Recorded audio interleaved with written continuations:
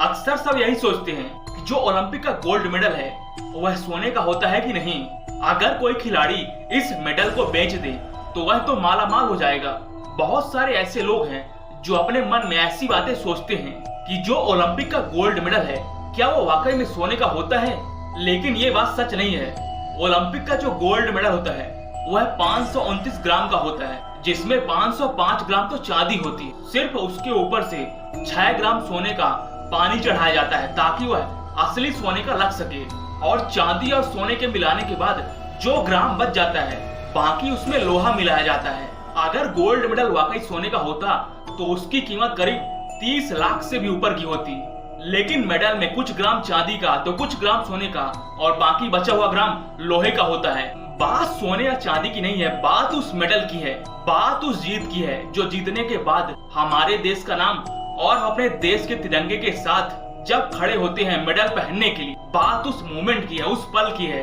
वह मोमेंट हमारी लाइफ में कभी कभार ही आता है, तो फिर मैटर नहीं करता कि मेडल सोने का या चांदी का है। उस मेडल को जीतना ही हमारा मकसद होता है।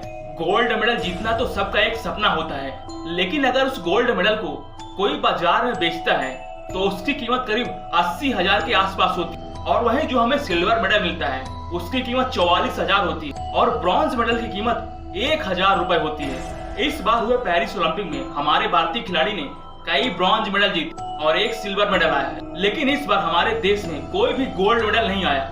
हमारे खिलाड़ियों ने कोशिश तो बहुत करी लेकिन गोल्ड मेडल नहीं ला पाए। पेरिस ओलंपिक 2024 में भारत को पहला मेडल मनु भाकर ने दिलाया था। उन्होंने 10 मीटर महिला एयर पिस्टल में भारत के लिए ब्रॉन्ज मेडल जीता था। उसके बाद मनु भाकर रुकी नहीं। मिक्स्ड टीम इवेंट में सरबजोत के साथ मिलकर मनु भाकर भारत को एक और ब्रॉन्ज मेडल दिलाया।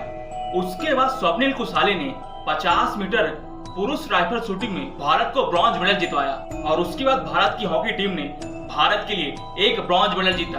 भारत का एकमात्र सिल्वर मेडल आया जो कि गोल्ड आते आते रह गया। नीरज चोपड़ा ने भारत के लिए जैवलिन थ्रो में भारत को सिल्वर मेडल जितवाया, और उसके बाद अंतिम में अमन सहरावत ने भारत को कुश्ती में एक ब्रॉन्ज मेडल अंतिम में जितवाया।